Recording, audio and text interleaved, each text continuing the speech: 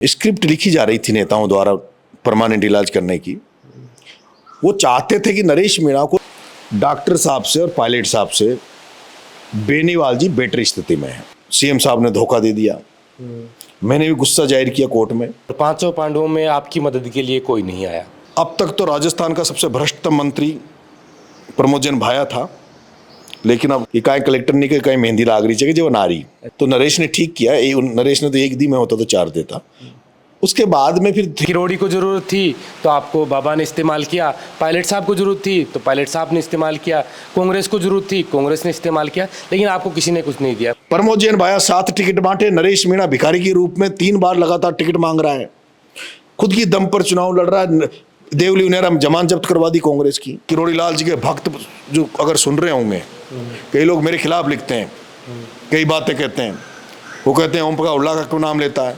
अरे भाई, मेरी जो मदद करेगा उसका नाम लूंगा ना मैं। तो जेल से निकलते सबसे पहले जब मेरे हाथ में मोबाइल आया तो मैंने पहला कॉल गुंजल साहब को किया था। मीडिया में लेकिन एक खबर चल रही है कि नरेश मीणा लुगड़ी ओढ़कर भागा। वसुंधरा जी मेरे को 2013 में टिकट दे रही थी, वो मैंने ठुकराया। और वो मैं मेरी राजनीति की सबसे बड़ी गलती मानता हूँ कि शायद मेरे जेल जाने के बाद डॉक्टर साहब ये कहें कि हमारा बच्चा है, हमारा बेटा है, गलती हो गई, सरकार से बात करूंगा, मुख्यमंत्री से बात करूंगा, जनमानस का दबाव है, सरकार को रिलीज करना चाहिए, मुकदमे को वापस लेना चाहिए। तो अगर अंतः चुनाव हुआ तो अभी मैं फैसला करूंगा कोई ना कोई, क्या करना क्या नहीं करना। और नहीं हुआ तो जिसको चाहती है उसको पूरा चाहती है, जिसको रगड़ती है उसको पूरी तरह रगड़ती है। अभी मैं इनके भरोसे चुनाव नहीं लड़ा था। अच्छा, चुनाव तो मैं मेरे खुद के भरोसे लड़ा था। तो ऊपर से इंस्ट्रक्शन था कि भाई चलो गांव को मिटाना पड़े लेकिन नरेश मीणा को गिरफ्तार करना है। हमारा रिश्ता बहुत पुराना है। बिल्कुल। आपका साथ मुझे तब से मिल रहा है जब मैं राजस्थान विश्वविद्यालय में छात्र राजनीति में था। भाई साहब हनुमान जी से बात हो गई थी, रविंद्र भाई से बात हो गई थी, सबने मेरे को डन कर दिया था, हाँ कर दी थी। लेकिन जब मैं खड़ा हुआ उसके बाद कोई भी नहीं आया, मेरे को टिकट नहीं दे पाए। और हाड़ौती में प्रमोद जैन भाया जैसे चोर के मंच पे जाते हैं। अभी देवली उनियारा की स्थिति कि अगर आज चुनाव हो जाए तो मैं 1 लाख वोटों से चुनाव जीतूं। आज भी 24 घंटे उनके साथ जो लड़के कार्यकर्ता हैं उन्होंने मेरे पे कातिलाना हमला किया मंडाउर में, महुआ में। उसके बावजूद भी मैंने कोई प्रतिक्रिया नहीं दी। मेरे पे 2017 में सत्याग्रह आंदोलन के दौरान मेरे ऊपर लाठीचार्ज हुआ, मेरे को 7 दिन जेल में डाला रखा। सत्याग्रह को कुचला सब दुनिया जानती है। अचानक से वहाँ एकदम हल्ला मचा कि साहब जबरदस्ती प्रशासन फर्जी वोट डलवा रहा है। समझौता हो गया है, नरेश मीणा को बेच आए हैं, कहीं ना कहीं नरेश मीणा को भाजपा के लिए सेटिंग कर ली है। नरेश मीणा रिहा होगा तो भाजपा में शामिल हो जाएगा। क्या आपको पता था कि कौन एसडीएम है, किस जात का एसडीएम है, इसको मारना है, ये मकसद यही था, क्या था? राजस्थान में जितने भी जनाधार वाले नेता हैं सबने पार्टी बनाई है, लेकिन वो केवल जातीय आधार पर पार्टियां बनी, जातीयता की सीमित रही। ये राहुल गांधी को समझने की बात है। ये जो कांग्रेस के नेता यहाँ बैठे हैं वो इस बात को बताए कि भाई प्रमोद जैन भाया के पास ऐसी कौन सी ताकत है। अंता में उसकी वर्ग के 500 वोट हैं और भाया नहीं लड़ेगा तो वो 500 वोट उधर बीजेपी में जाएंगे। जब जेल में सारे बंदी खुले रहते थे तब मैं बंद रहता था, और जब वो लोग बैरिकों में बंद हो जाते थे तब मेरे को खोलते थे। जेल में भी एपिसोड हो गया जब मुझे पता लगा कि कांग्रेस जो वेंटिलेटर पे जो है आज आईसीयू में है कांग्रेस, और उसकी जो सांसें चल रही है वो एसटी एससी माइनॉरिटी की वजह से चल रही है।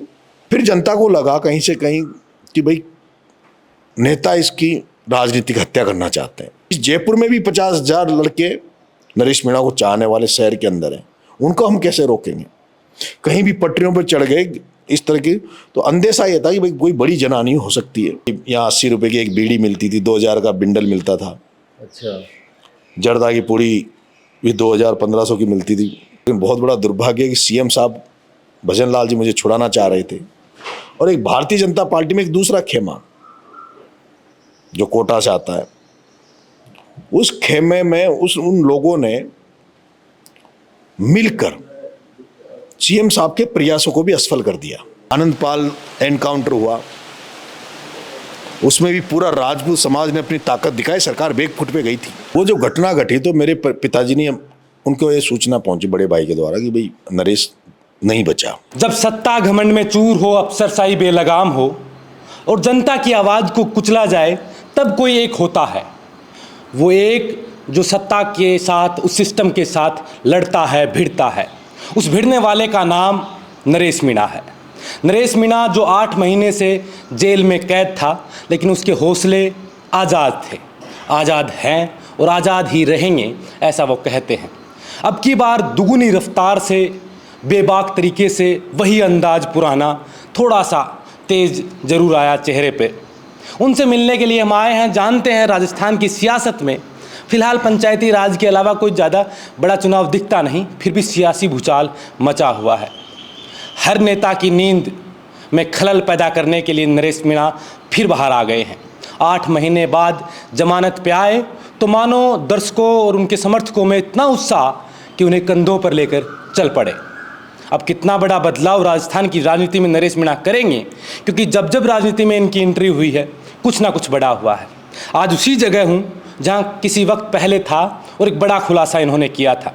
नरेश भाई, सबसे पहले तो आपको बधाई कि 8 महीने बाद आपको जमानत मिली, आप बाहर आए। बहुत बहुत धन्यवाद अजय भाई, हमारा रिश्ता बहुत पुराना है। बिल्कुल। आपका साथ मुझे तब से मिल रहा है जब मैं राजस्थान विश्वविद्यालय में छात्र राजनीति में था, और आपने मेरी आवाज़ को शेखावटी में, पश्चिमी राजस्थान में भी पहुंचाई है। आज आप मेरा इंटरव्यू लेना है, आपका मैं स्वागत करता हूं। बिल्कुल, हमारा भी सौभाग्य है भाई साहब, और मैं चाहता हूं व्यक्तिगत रूप से, अगर इस पैसे की मैं बात नहीं करूं तो, कि ऐसे नौजवान जो लोगों के मुद्दे उठाते हैं, युवाओं के मुद्दे उठाते हैं, और आज तो प्रदेश की अगर हालात देखें तो बोलने मात्र पे लोगों पे FIR हो जाती है, उन्हें कुचला जाता है। उस समय ऐसे नौजवानों का होना बहुत ज़रूरी है और उनकी आवाज़ उठाना हमारा फ़र्ज बन जाता है। कैसा रहा आपका 8 महीने का सफ़र जो जेल के अंदर आपने बताया? जेल की सलाखों के पीछे, चार दीवारी के अंदर जेल होती है। जेल से 2 तरीके के आदमी निकलते हैं, एक तो अपराधी और एक नेता। या तो बड़ा अपराधी बन जाता है या बड़ा नेता बन जाता है। देखो, अगर आप जनता के हितों के लिए लड़ाई लड़कर या जनता के हक के लिए लड़ाई लड़कर अगर जेल जाते हो, आप पे कानूनी पेच फंसता है, तो अंदर भी जेल में भी सम्मान मिलता है। एक राजनीतिक व्यक्ति को, एक जनप्रतिनिधि को जो जनता का लड़ाका रहता है, उनके लिए जेल में भी जेल प्रशासन भी उसको रेस्पेक्ट की नज़र से देखता है। ये मैंने महसूस किया है। क्रिमिनल को क्रिमिनल की नज़र से देखा जाता है। अच्छा काम करके अगर कोई व्यक्ति जनता के लिए लड़कर जाता है तो वापस जब आता है तो उसे जनता का आशीर्वाद मिलता है, तो उसकी ताकत बढ़ती है। और कोई व्यक्ति राजनीति में रहकर कोई शोषण करता है, कोई लोगों के साथ अत्याचार करता है या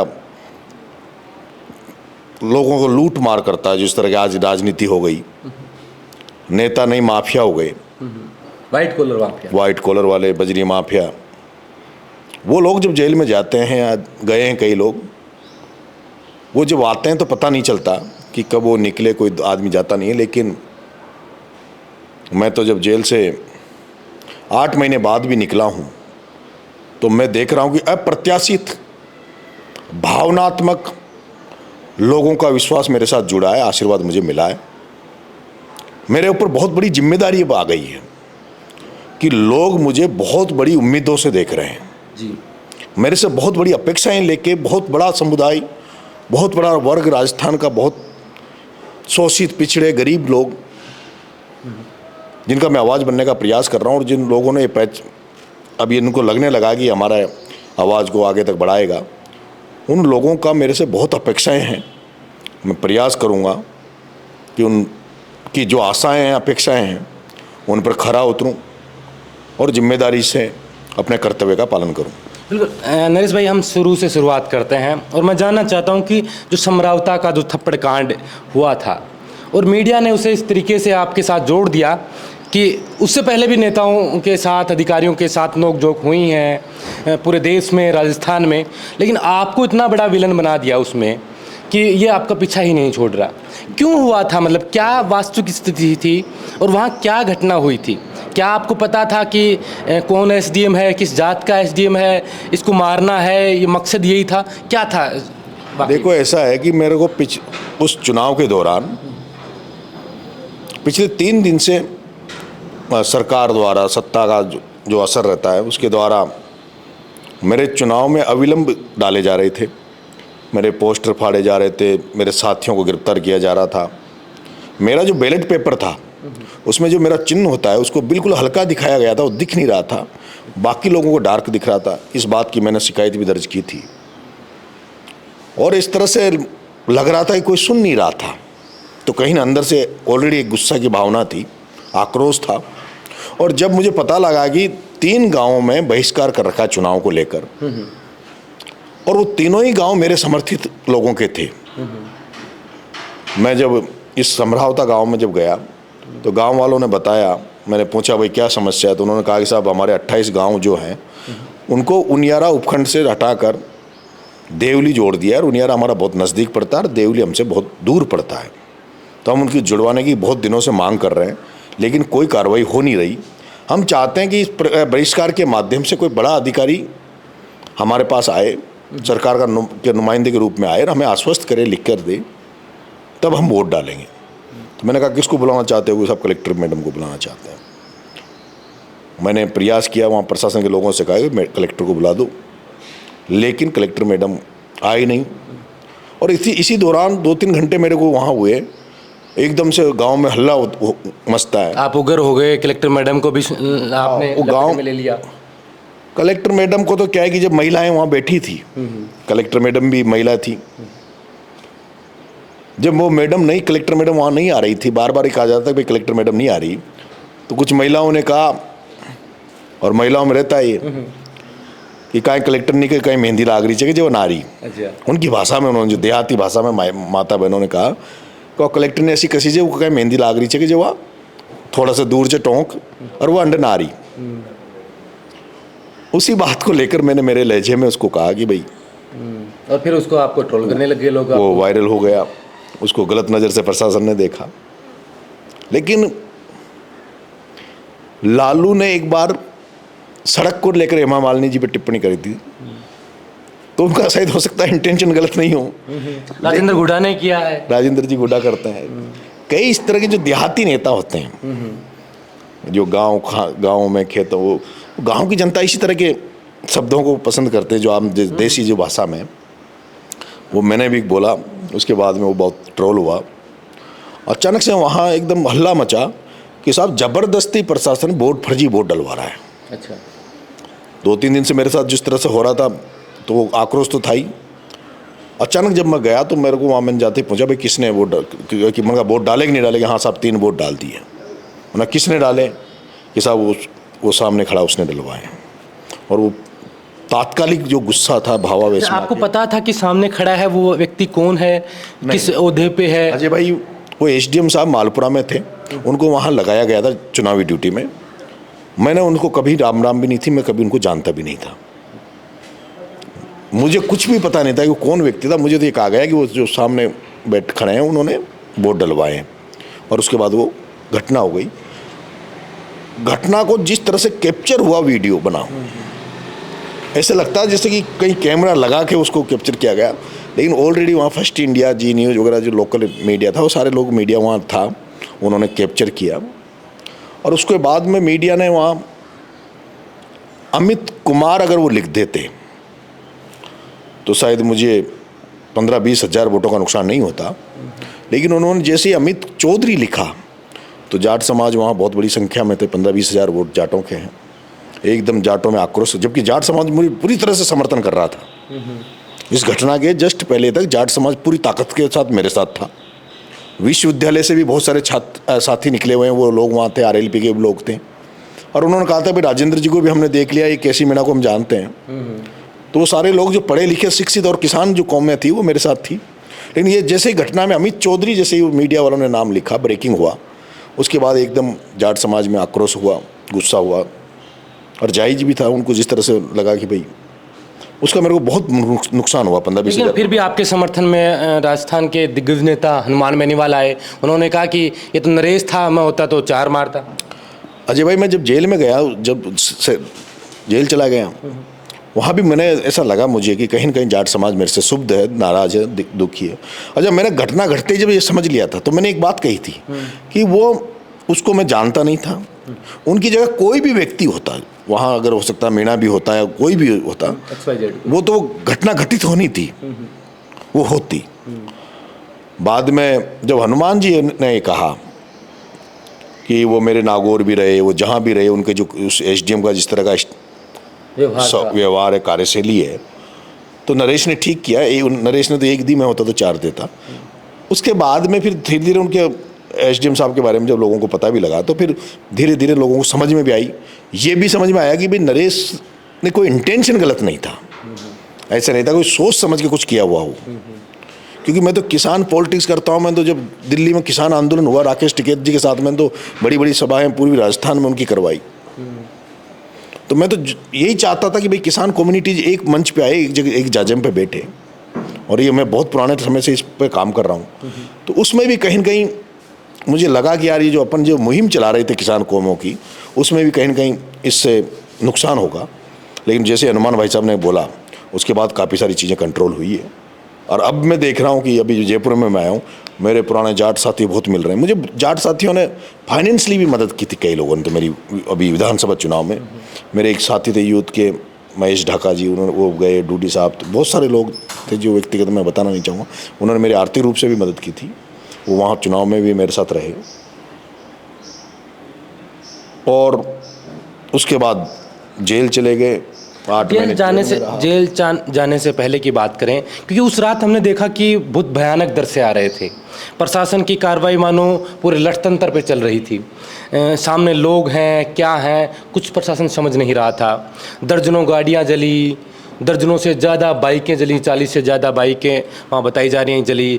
घरों को तोड़ फोड़ जिस तरीके से की गई, लोगों को जिस तरीके से चोटें आई, वो दृश्य कैसे हुआ था, क्या था? और उस समय आप कहाँ थे, क्या चल रहा था, क्या मन में आ रहा था? देखो, जैसे ही ये सारी घटनाक्रम हुआ, उसके बाद में हम लोग धरने स्थल पे आ गए।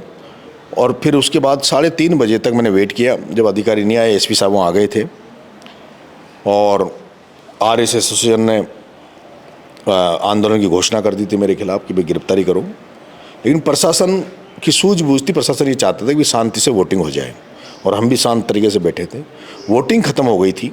वोटिंग खत्म होने के बाद में मैंने जो मेरे कार्यालय पे खाना बना रखा था, तो मैंने कहा भाई उस खाने को यहीं ले आओ। तो 2000 लोगों के लगभग का खाना था, वो मैंने पिकअप में रखवा के वहाँ मंगवा लिया था।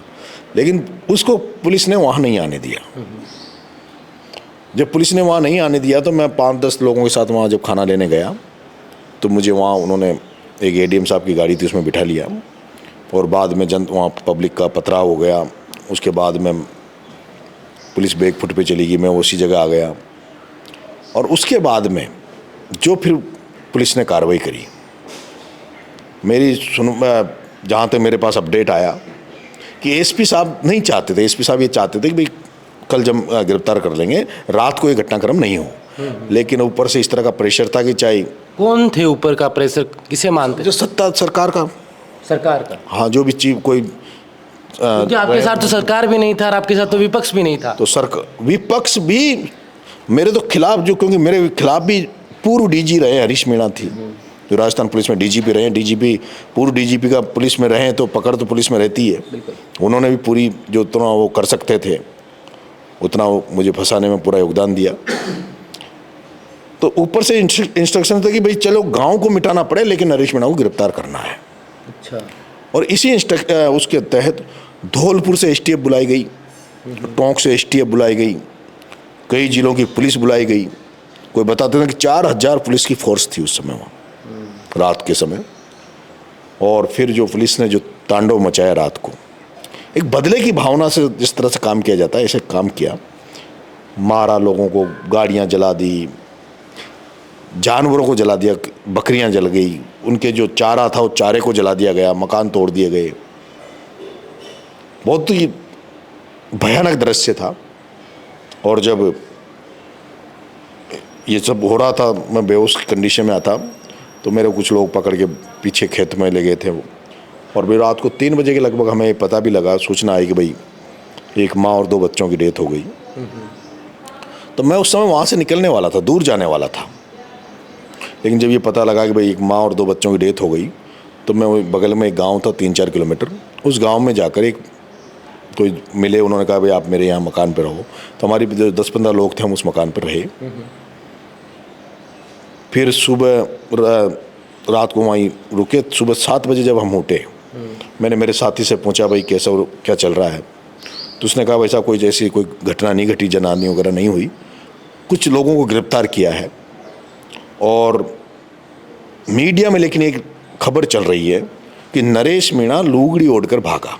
अच्छा, तो मन का यार ये तो अपने जो अब तक कमाया वो तो सब खत्म हो जाएगा। क्योंकि नरेश मीणा तो कभी ऐसा हो ही नहीं सकता कि मैदान छोड़ के भाग जाए, भगोड़ा घोषित हो जाए, जनता के साथ इतना बड़ा कुठाराघात हो, नरेश मीणा उस मैदान को छोड़ जाए। तो मन का ये तो अपने लिए ठीक नहीं है। मैंने उन माँ से कहा भैया आप आंटी जी चाय बना दो 1 कप। मैंने चाय पी, 1 बाल्टी पानी डाला और मेरे वहाँ उस जो मकान में जो लड़का था लाखन नाम का, उसको कहा लाखन भाई, मैंने कहा मेरे को उस घटना स्थल पर उस मंच पे पहुँचा दे। मैं चाहता हूँ मैं बीच में गिरफ्तार नहीं हूँ। अगर बीच में मेरे को पुलिस गिरफ्तार कर लेगी तो हो सकता है वो ये बता दे कि भाई धौलपुर के जंगल में मिला, 12 से पकड़ के लाए, और ये पूरी स्टोरी बना दी जाए कि नरेश मीणा तो छोड़ के भग गया था। इस तरह का मेरे को, क्योंकि राजनीति में किसी लोकप्रिय व्यक्ति को फंसाने के इसी तरह के वो होते हैं, किसी के चरित्र पे किसी दाग लगा दो, किसी पे पैसे को उस तरह से, मतलब ये रहता है लोकप्रिय लोगों को बदनाम समाज में करने के लिए।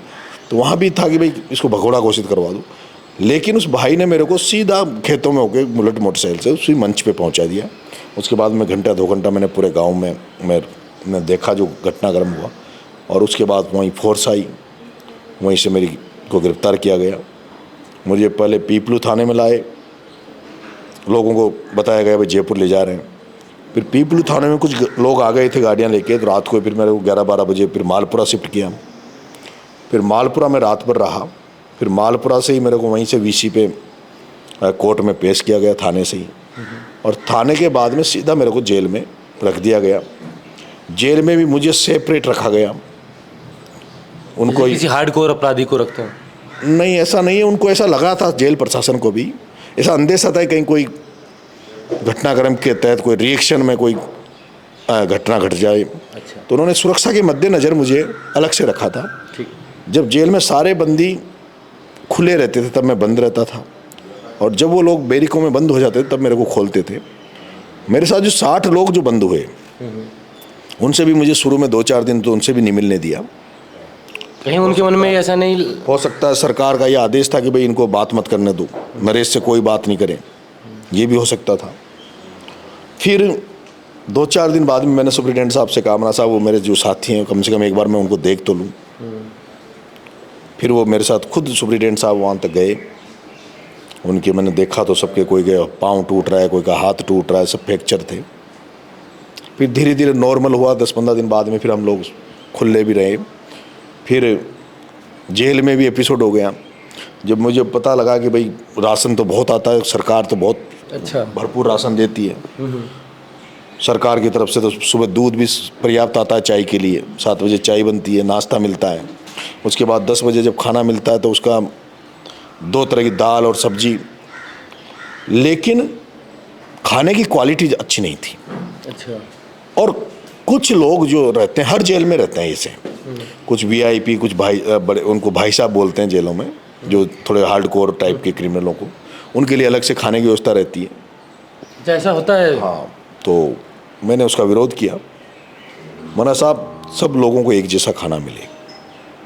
मतलब आप जेल में भी शांति से नहीं बैठे, वहाँ भी आप अपना रूप दिखाई दिया कि अंदर एक जैसा खाना मिले, और उसके लिए मैंने 4 दिन फिर अनशन किया, भूख हड़ताल करी।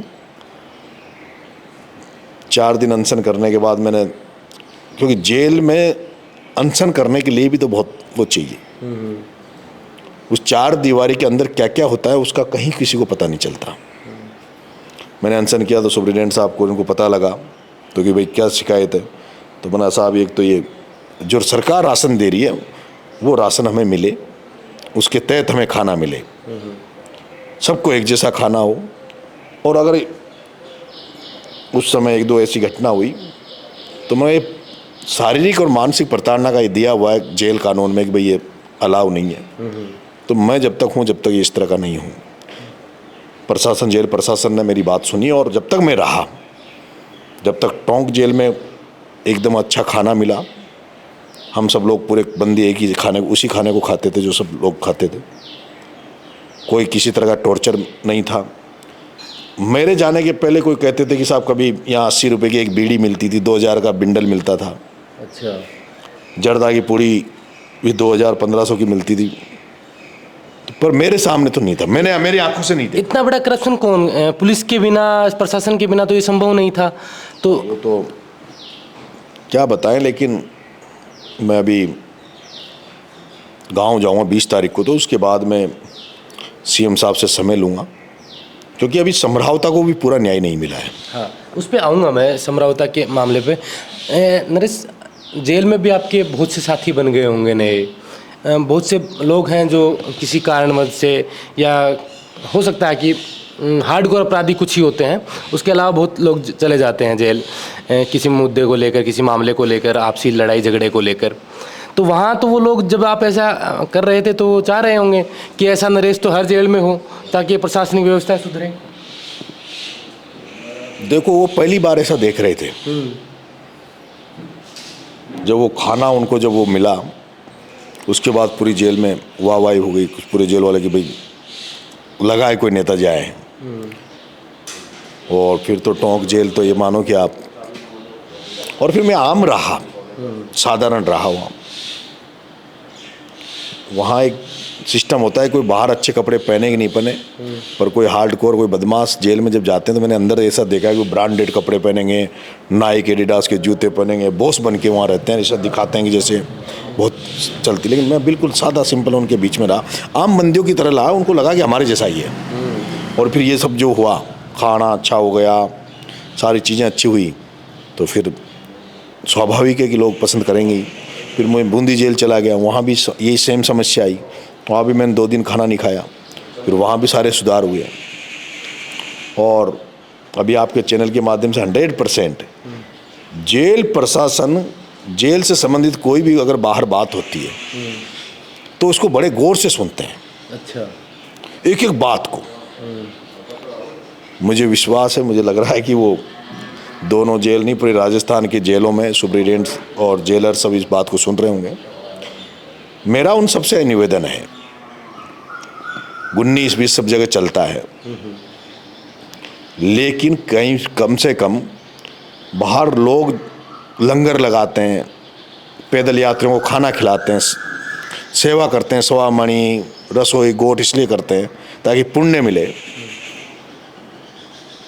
जो सरकार राशन जो जेलों में देती है, कम से कम जो जेल प्रशासन में बैठे लोग उस राशन को ना खाए, और अगर वो कैदियों को, बंदियों को अगर वो राशन खाएंगे तो कहीं न कहीं ईश्वर जो ऊपर वाला है उसका कैमरा 24 घंटे चालू रहता है, और वो हर जगह उस कैमरे की नज़र है, उस ऊपर वाले की, उससे कोई छुप नहीं सकता।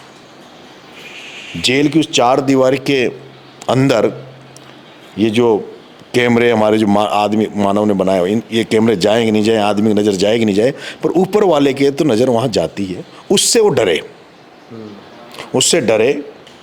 और कम से कम बंदियों के का जो खाना है उस अन्न को मैं बट वो नहीं करें, ये मैं सभी जेल प्रशासन से अपील करता हूँ। एक समस्या और मुझे मिली कि जो जेल प्रहरी होते हैं, जो सिपाही होते हैं जेल में, उनकी वेतन विसंगति को लेके वो कई बार उन्होंने आंदोलन भी किए, और उनकी मांग है कि भाई हमारी तनख्वाह भी जो बाहर जो पुलिस है उसके समकक्ष की जाए, उतनी ही हमारी तनख्वाह की जाए। बाहर जो थानों में जो सिपाही हैं वो तो फिर भी जोड़ तोड़ कर लेते हैं, कहीं 151 में कोर्ट में कोई ले जाते हैं तो, लेकिन जो जेल में जो सिपाही हैं उनको तनख्वाह के अलावा उनको कुछ नहीं मिलता वहाँ। और ये जो सख्तियाँ हो रही है, जिस तरह का मैं बता रहा था, बिंडल बीड़ी, ये तो उसके बाद उनको तनख्वाह के अलावा कुछ नहीं मिलता। तो ऐसे में उनकी जो वेतन विसंगति उसको दूर सरकार को करना चाहिए, और उनको भी जो भी कर्मचारियों को फ़ायदे मिलते हैं उनको भी मिलना चाहिए।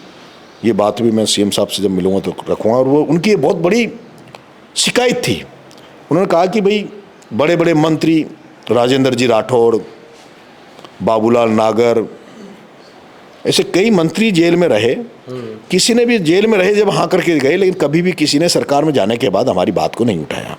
तो उन्होंने मेरे से भी दोनों जगह, जब मैं बूंदी भी रहा, टोंक भी रहा, सारे प्रहरियों ने मेरे से कहा कि आप हमारी बात को सीएम साहब तक जरूर पहुंचाना। और मैंने वादा किया था कि भाई मैं बंदियों की भी और सिपाहियों की भी, क्योंकि वो भी किसानों के बेटे हैं, ठीक बात। दोनों की बात मैं सीएम तक पहुंचाऊंगा अगर सीएम साहब तक मुलाकात होने का समय आया तो। अब आप जब जेल में थे तो आपने देखा होगा कई घटनाएं आपके सामने भी आई होंगी कि आपके लिए हजारों समर्थक, चाहे वो सोशल मीडिया का मैदान हो और चाहे धरातल की बात हो, धरातल से लेकर सोशल मीडिया तक उबाल रहता था। आए दिन आंदोलन, चेतावनी उस सरकार को दी जाती थी, प्रेस कॉन्फ्रेंस किए जाते थे, आपके साथी मार्च निकालते थे आपकी रिहाई के लिए। और हमने देखा कि एक पिता सबसे आगे खड़ा था इस उम्मीद में कि उसके बेटे को किस तरीके से फंसाया जा रहा है, क्या पता उसका राजनीतिक भविष्य क्या होगा, और फिर अपनी औलाद की सबको परेशानी होती है। आप अपने पिता को किस तरीके से देखते हैं? क्या उससे पहले कभी वो इस तरीके से फ्रंट फुट पे आए आपके लिए, या पहली बार? क्योंकि हमने जहाँ देखा वो वहाँ वो प्रयास के लिए दौड़ते थे, भागते थे। आपका छोटा सा बेटा था, वो कह रहा था कि मैं मेरे पापा के लिए लड़ाई लड़ रहा हूँ। वो दौड़ को आप अंदर से कैसे महसूस कर रहे थे? देखो, जिस दिन समरावता का कांड हुआ था वो आपने भी सीन देखे होंगे।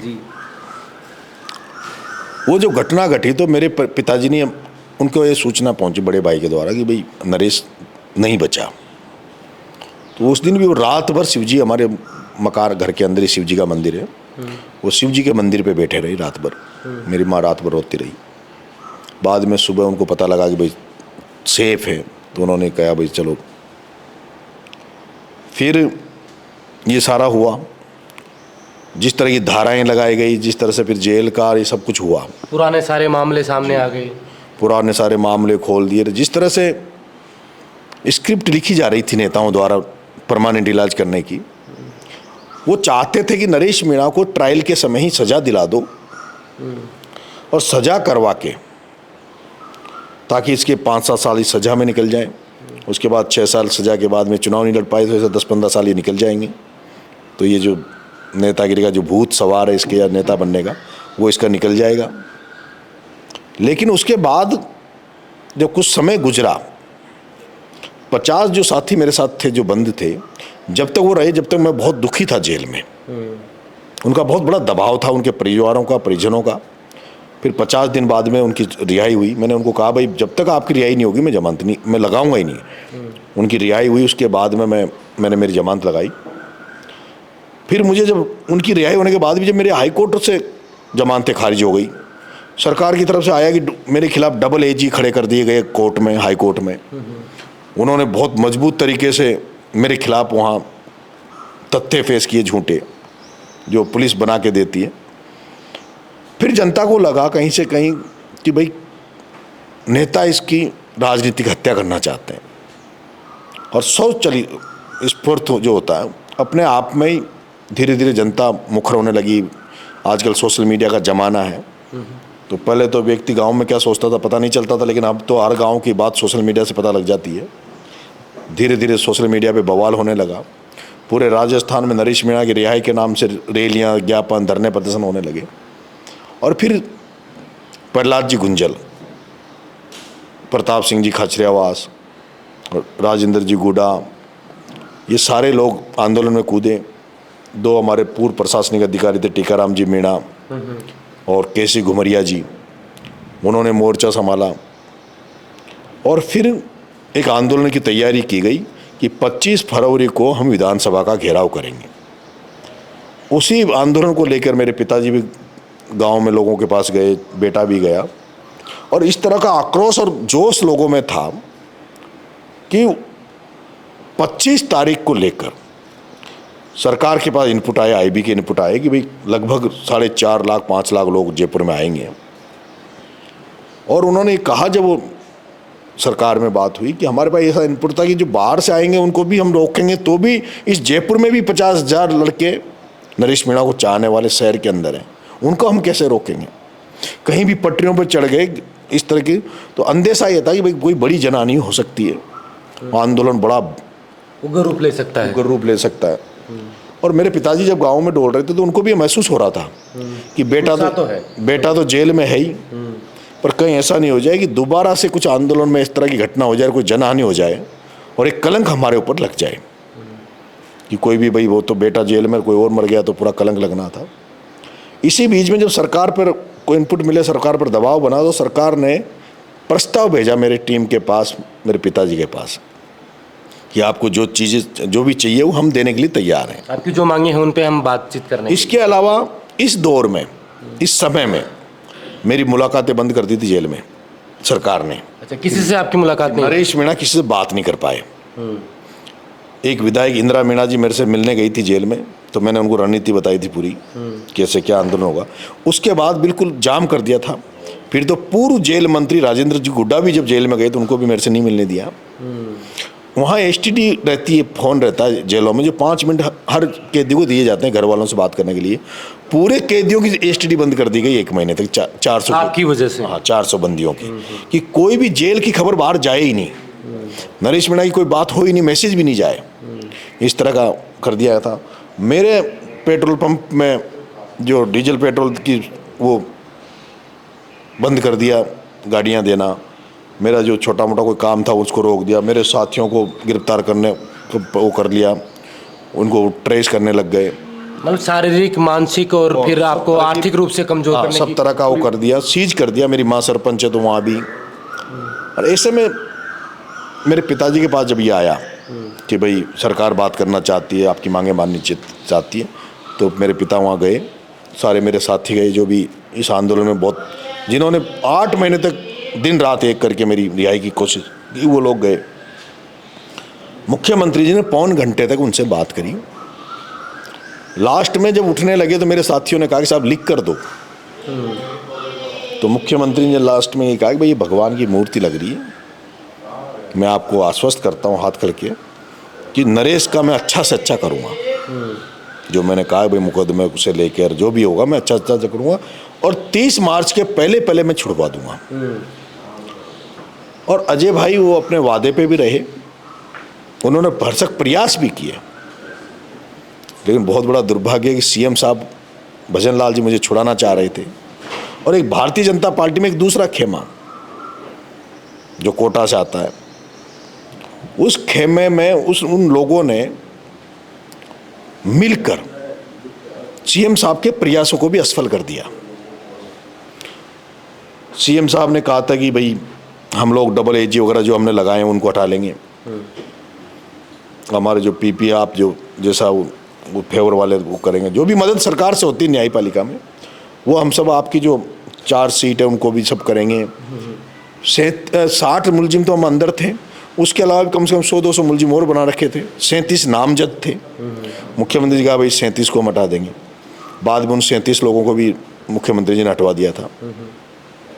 समझौता होने के बाद फिर मेरी पूरी मुलाकातें फ्री कर दी थी CM साहब ने, जो भी मिलना चाहे जेल पे जाके वो मिल सकते थे, और STD वगैरह चालू कर दी थी। लेकिन बाहर तो ये कहा जा रहा था कि अब समझौता हो गया है, नरेश मीणा को बेच आए हैं, कहीं ना कहीं नरेश मीणा को भाजपा के लिए सेटिंग कर ली है, नरेश मीणा रिहा होगा तो भाजपा में शामिल हो जाएगा। अजय भाई आप मेरे को जानते हो, मैं जब ये आंदोलन खड़ा हो रहा था और जब मेरे पास भी इनपुट था जब तक, तो मैं सोच रहा था कि जो अपन ख्वाब देखते थे जिस आंदोलन का, वो आंदोलन नरेश मीणा के जेल में रहते हुए हो रहा है। और मैं जिस दिन ये आंदोलन हुआ, जब मुझे पता लगा कि समझौता हो गया इस मुख्यमंत्री जी से, तो मुझे बहुत दुख हुआ उस दिन। गुस्सा आया? हाँ, गुस्सा भी आया, पिताजी पे भी गुस्सा आया। पर जो परिस्थितियां बनी, जो मेरे को बताई गई कि ऐसी ऐसी परिस्थितियां हैं बाहर, तो उस परिस्थितियों में लेकिन उनके पास भी कोई विकल्प नहीं था। लेकिन उनमें अनुभव की कमी थी राजनीतिक, जो मेरी टीम थी। अगर मैंने, और अंतिम समय में मैंने कह भी दिया था कि भाई जो भी करना है वो प्रहलाद गुंजल जी के थ्रू करना है, लेकिन बीच में शायद उनके गैप रहा कुछ। वही समझौता, जनता आती, 5 लाख जनता होती और मंच पे होता, जनता के सामने होता, तो एक अलग बात होती। लेकिन जो हुआ बंद कमरे में हुआ, और जब बंद कमरे में जब समझौता होता है तो कई आरोप प्रत्यारोप लगते हैं। लेकिन जब मैं 30 मार्च को नहीं छूटा और फिर गैप लंबा हो गया, तो हुआ कि CM साहब ने धोखा दे दिया। मैंने भी गुस्सा जाहिर किया कोर्ट में, मैंने भी कहा भाई CM साहब को अपना वादा निभाना चाहिए।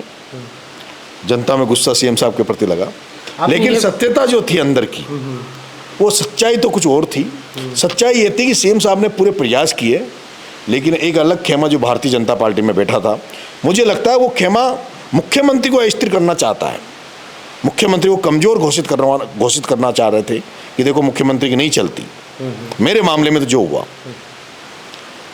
उसके बाद जब मेरी जमानतें बार बार खारिज हो गई, सब कुछ होने के बाद, तो फिर सीएम साहब ने एक्स्ट्रा जाकर एक बार तो उन्होंने कह दिया भाई मुकदमों को वापस लेकर करो, लेकिन मेरे वकीलों ने, लेकिन लास्ट में ये मानता हूँ कि मुख्यमंत्री जी की मेरे को मदद मिली, जिसकी वजह से मैं इस 8 महीने में आ गया। नहीं तो हो सकता था नरेश मीणा अगले 5 साल तक भी जेल से बाहर नहीं आता, जो प्रयास थे दूसरे खेमे के। आप जब कह रहे हैं कि मुख्यमंत्री ने भरोसा जो वादा किया वो नहीं निभाया, और एक बार आप जब लेके जाए जा रहे थे कोर्ट, तब आपने कहा कि मेरी जान को खतरा है, और इतना कहकर आप अंदर गाड़ी में बैठ गए। क्या था, मतलब कोई ऐसे प्लानिंग की जा रही थी कि जेल के अंदर ही नरेश मीणा के साथ कोई अनहोनी करवा दी जाए, या कुछ ऐसा प्लान रचा जाए आपकी नज़र में? देखो, मैं आपको नहीं बता पाऊँगा, लेकिन मैंने वो बात कही थी, लेकिन दुर्भाग्य कि मेरे पास तो कोई इनपुट, ना कोई एजेंसी आई। मैंने बहुत बड़ी बात कही थी, पर आज तक मेरे पास कोई एजेंसी ने मेरे से ये नहीं पूछा कि भाई आपने ये बात कही थी तो क्यों कही थी। तो मैं मीडिया पे तो उस बात का जिक्र नहीं करूँगा। अब नरेश भाई, अब आते हैं राजस्थान की सियासत में, क्योंकि सियासत में अब बात जब भी होगी तो नरेश मीणा के बिना नहीं हो सकती, क्योंकि पूर्वी राजस्थान से लेकर हाड़ौती तक एक ही नाम है, नरेश मीणा। चाहे उसका खेल बिगाड़ सकता है, चाहे उसका खेल बना सकता है, यानी कि किंग मेकर की भूमिका में नरेश मीणा तो आ चुका है। अब अपने लिए लड़ेगा, जनता के लिए लड़ेगा, या लोगों के लिए क्या करेगा, नए नेता बनाएगा, क्या प्लानिंग है, कुछ सोचा है? क्योंकि अभी तो लोग कयास लगा रहे हैं कि मुख्यमंत्री की जिस तरीके से तारीफ़ें की जा रही हैं, नरेश मीणा हो सकता है बीजेपी में चला जाए, या फिर।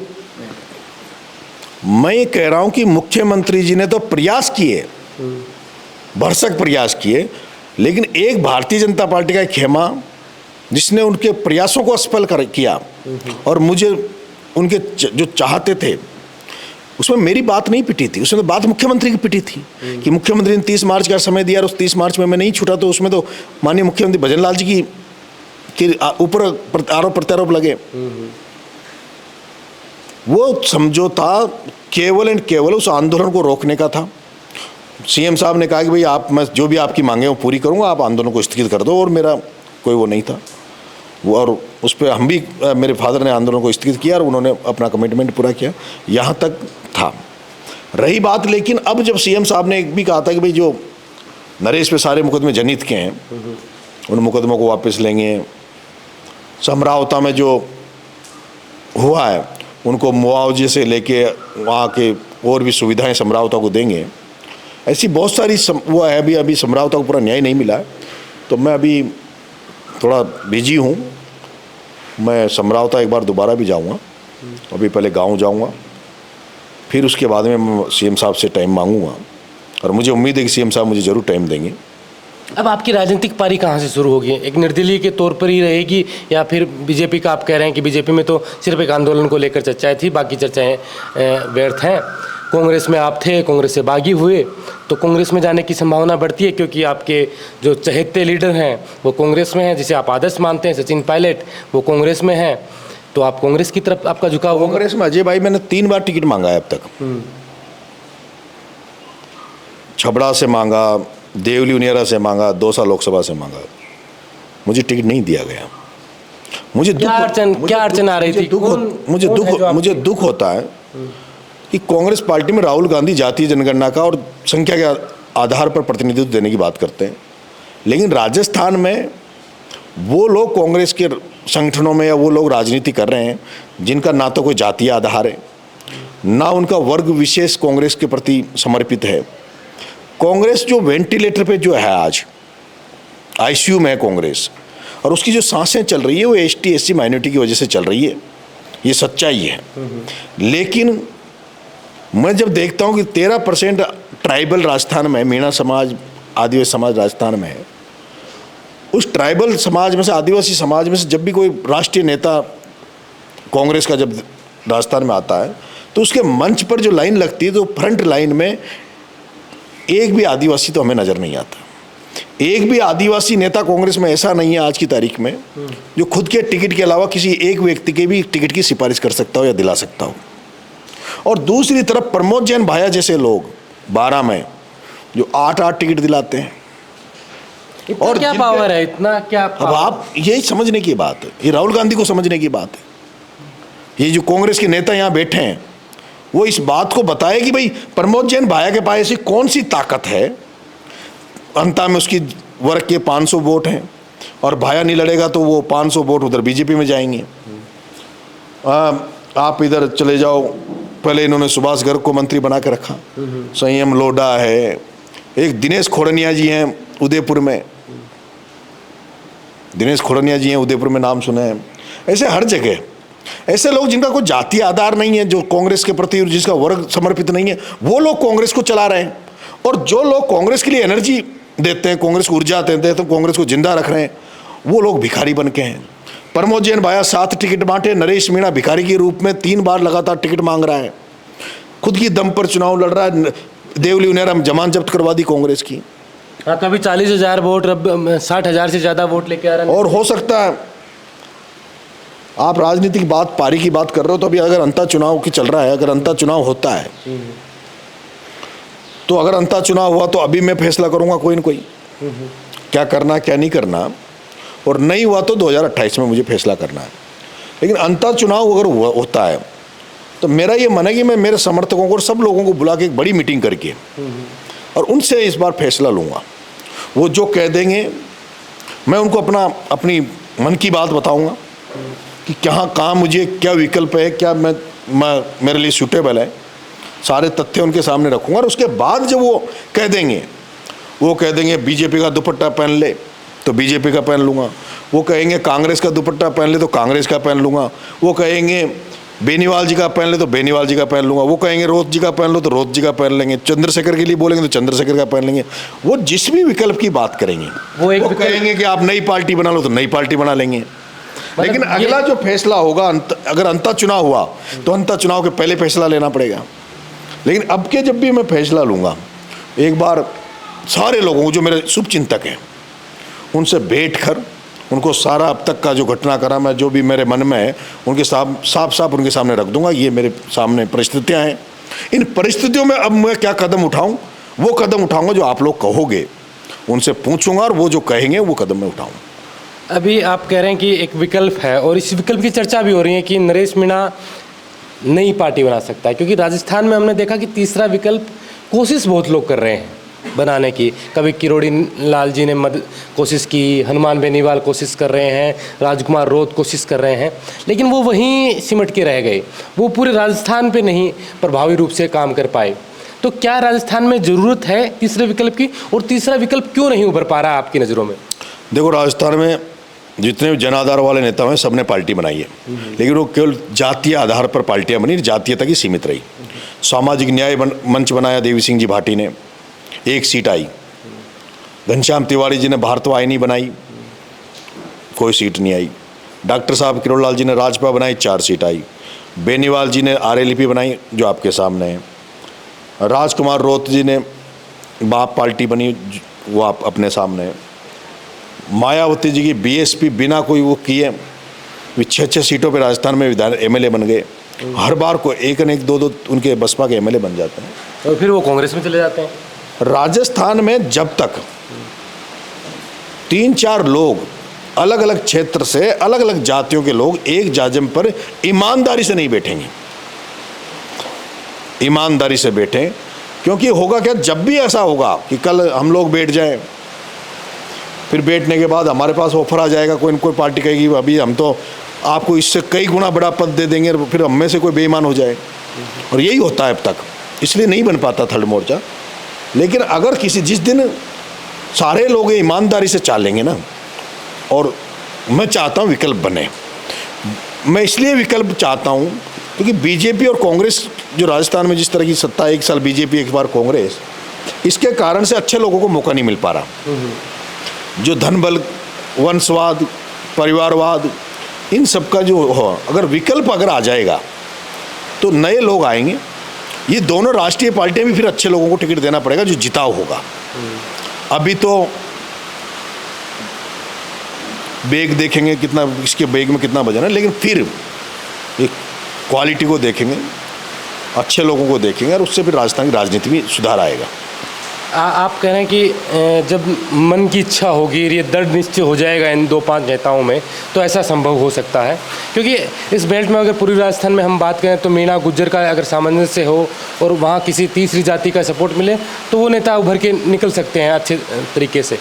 क्या लगता है कि जो जनाधार वाले नेता हैं वो अलग अलग पार्टी में हैं? किरोड़ी लाल जी बीजेपी में है, सचिन पायलट कांग्रेस में है, हनुमान बेनीवाल की अलग पार्टी है, तो ये संभव हो पाएगा राजस्थान में? आपको लगता है कि राजनीतिक रूप से ये संभव है? देखो वैसे तो क्योंकि हनुमान बेनीवाल तो बार बार कह चुके हैं कि सचिन पायलट सीएम बनते हैं। तो आज की तारीख में तो डॉक्टर साहब से और पायलट साहब से बेनीवाल जी बेटर स्थिति में हैं। उनकी हम चाय की दुकान थड़ी मान लें, हम ये मान लें भाई चाय की थड़ी है, लेकिन बेनीवाल जी के पास उस चाय की थड़ी की चाबी है। वो जब उस थड़ी को बंद करे, जब खोले, जिसकी मर्जी आए उसको चाय पिलाए, जिसकी मर्जी आए उसको नहीं पिलाए। लेकिन आज डॉक्टर साहब की हालत आपके सामने है, भारतीय जनता पार्टी में, और पायलट साहब की हालत भी कांग्रेस में हमारे सामने है। वो लोग हो सकता है शोरूम में काम कर रहे हों, बेनीवाल जी की चाय की थड़ी है, ये लोग शोरूम में काम कर रहे हैं, 5 स्टार में काम कर रहे हों, लेकिन है किसी के अधीन, किसी के अंडर दबाव में काम करना पड़ा, ऊपर बॉस मालिक कोई और है, मालिक कोई और, मालिक जो कहेगा वो इनको करना ही पड़ेगा। लेकिन अगर ये सारे लोग एक हो जाते, पिछली बार आया था 18 या 23 के चुनाव में ऐसा माहौल बन रहा था, लेकिन इनको इस तरह का लालच मिला कि हम भी बन सकते हैं, राष्ट्रीय पार्टी से बन सकते हैं, तो इसलिए नहीं हुआ। अगर वो हो जाता तो शायद आज जो इन नेताओं की स्थिति उससे 100 गुनी अच्छी इनकी स्थिति होती, और हमारे जैसे जो नए लोग हो सकता है उसमें झंडा उठाकर उस विकल्प को आगे बढ़ाते, मजबूत करते, और राजस्थान में एक नई राजनीति पैदा हो जाती।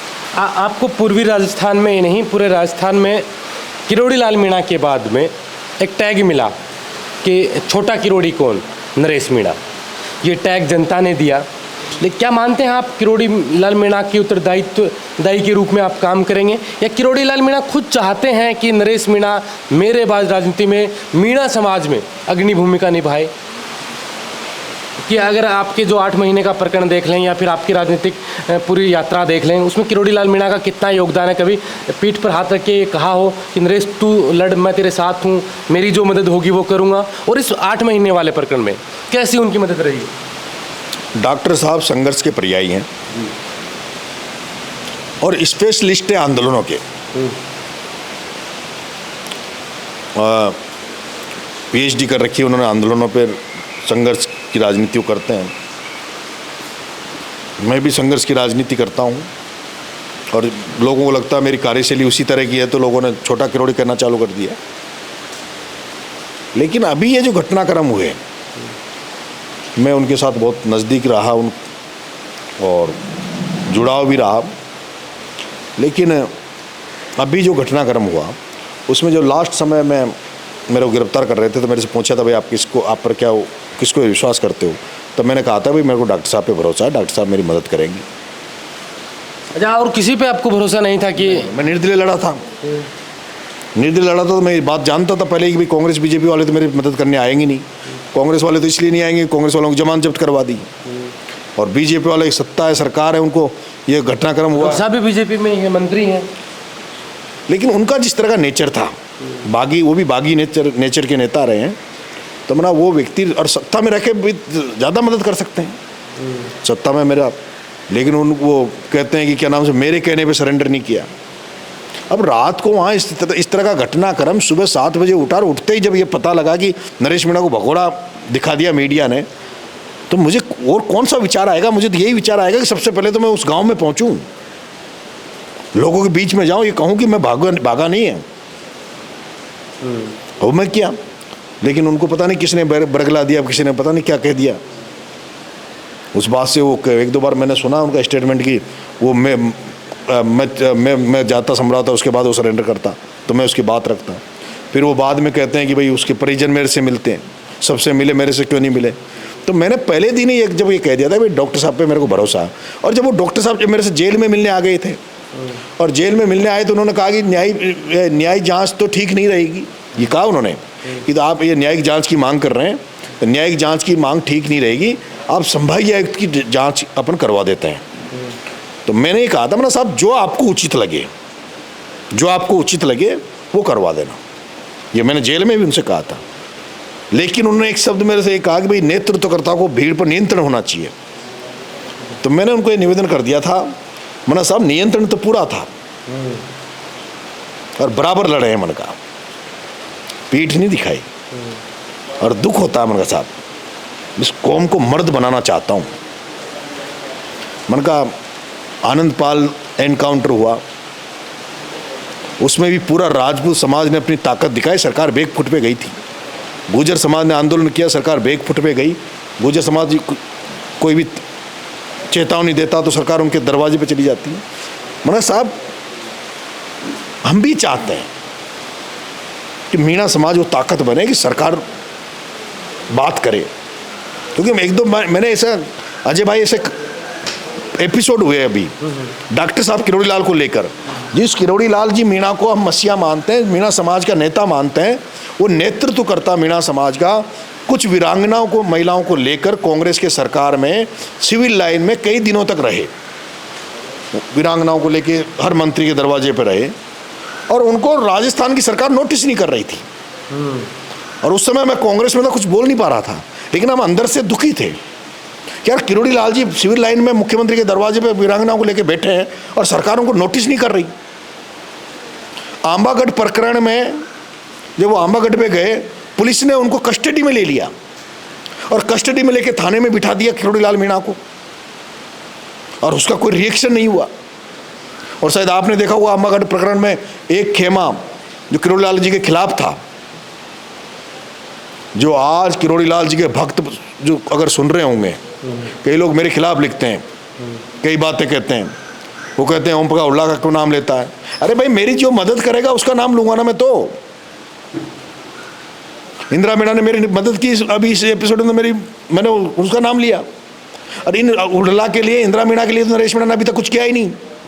आंबागढ़ का जब प्रकरण हुआ, किरोड़ी लाल जी को थाने में कस्टडी में रखा, और दूसरी तरफ एक खेमा कि किरोड़ी लाल मीणाओं का नेता नहीं है, हम मीणाओं के नेता हजारों लोगों को लेके कॉमर्स कॉलेज में खड़े थे।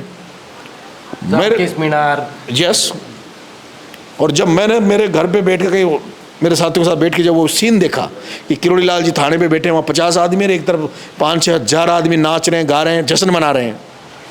मैं गाड़ी लेके उठ के, मेरे 2 गाड़ियाँ लेकर वहाँ पहुँचा कॉमर्स कॉलेज में, और जैसे मैं मंच पे गया, मैंने कहा कि आंबागढ़ हमारा फोर्ट है, वो हमारी धरोहर रही कि नहीं रही ये इतिहास की बात है, लेकिन जीती जागती धरोहर हमारी किरोड़ी लाल है।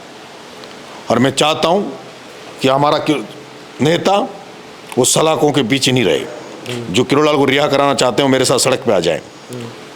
और सारी जनता जेएलएन मार्ग पे उतरी, जेएलएन मार्ग को जाम किया, गांधी सर्किल को जाम किया, और पुलिस प्रशासन उनको उनके घर जवाहर सर्किल छोड़ने आ रहा था। मैंने कहा जब तक किरोड़ी लाल जी गांधी सर्किल पे नहीं आएंगे तब तक हम इस रोड को जाम रखेंगे। किरोड़ी लाल जी को वहाँ लाया गए, और वो वीडियो भी है जिसमें मैं एसपी से बात कर रहा हूँ, आईजी से बात कर रहा हूँ, खुद डॉक्टर साहब से बात कर रहा हूँ। मना साहब जब तक आप नहीं आओगे नरेश मीणा जेएलएन मार्ग को खाली नहीं करेगा।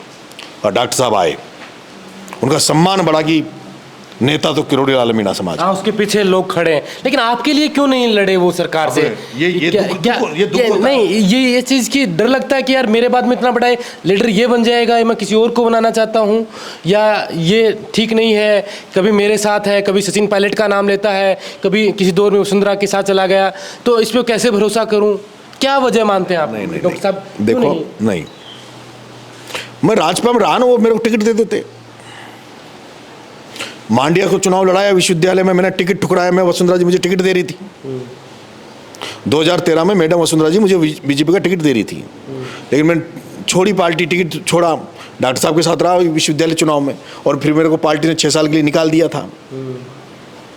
इनकी एक बार डॉक्टर साहब की एक भांजी थी अंकिता मीना, जो ICG स्कूल में पढ़ती थी, कोई कारणवश उसने सुसाइड कर लिया था। 13 साल की छोटी बच्ची थी।